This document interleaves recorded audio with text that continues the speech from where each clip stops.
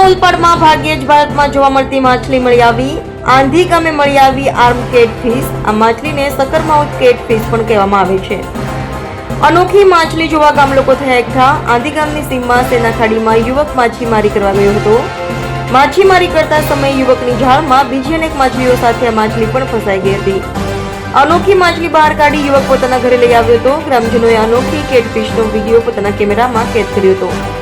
મોટા ભાગે આ માછલી દક્ષિણ અમેરિકાના પનામા વિસ્તારમાં જોવા મળે છે.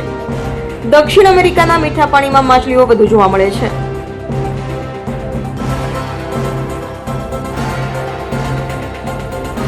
AB48 ન્યૂઝ ગુજરાત સાથે રિપોર્ટર પ્રશાંત પટેલ, બારડોલી.